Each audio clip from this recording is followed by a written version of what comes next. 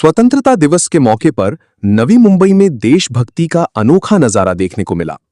Palm बीच road पर बेलापुर से सानपाड़ा तक हजारों नागरिकों ने एक साथ मानव श्रृंखला बनाकर देश की एकता और अखंडता का संदेश दिया।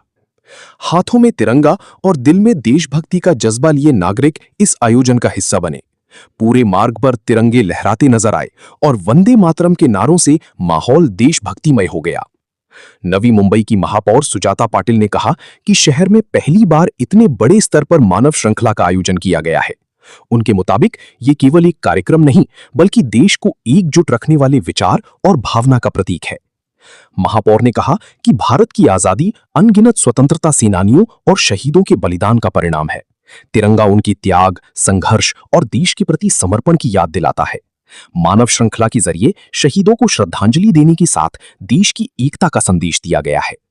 उन्होंने कहा कि पीढ़ियां बदलती हैं, सोच बदलती है, लेकिन तिरंगा सभी को एक सूत्र में जोड़ता है। युवा पीढ़ी देशभक्ति की इसी भावना को आगे बढ़ाए और भारत को नई ऊंचाइयों तक पहुंचाए, यही इस आयोजन का संदेश है।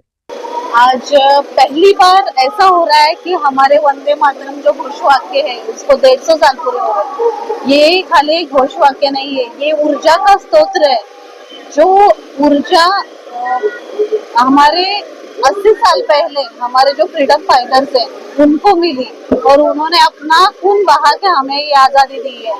ये आजादी उनकी देन है जो हमें संजो के रखना है, संवर्धन करना है। इसके लिए आज जो तिरंगा हम लोग लहरा रहे हैं वो उतना ही महत्वपूर्ण है। आज 15 अगस्त है, हमारा 80वां इंडिपेंडेंस डे है। सभी को मैं इसकी शुभकामनाएं देती हूँ। और इस तरह से ये चेन जो हम लोगों ने ह्यूमन चेन बनाई है, यह प्रतीक है हमारे एकता का और वंदन है उन शहीदों को जिन्होंने हमारे लिए बलिदान दिया है। तो इस तरह से इकट्ठा होके हम लोग पूरे देश भर में, पूरे जग भर में ये संदेश दे रहे हैं कि हमारा भारत देश एक है और अभी विश्व गुरु होने जा रहा है। आदरणीय पंतप्रधान नरेंद्र जी मोदी, इनकी मार्गदर्शन में जो कार्य भारत देश कर रहा है, तो जरूर हम लोग विश्व गुरु बनने जा रहे हैं। और जो एकता हमारे अंदर है, हमारे सभी भाई बहनों में है, वो हम पूरे दुनिया के सामने ला रहे हैं। और ये सबकी जरूरत इसलिए भी है क्योंकि हमारे जनरेशन जो चेंज हो रहे हैं, हमारे 2 जनरेशन में गैप है, लेकिन हमारे हाथ में तिरंगा है तो वो मन में हमारे अंतर नहीं है। हमारे विचार अभी एक हो रहे हैं। ये जनरेशन आगे वही सोच लेके बढ़े और आगे जाके ये यंग जनरेशन आगे हमारे देश का प्रतिनिधित्व करने वाले हैं। उनको ये वंदे मातरम से ऊर्जा मिले, यही सोच आगे बढ़ा रहे।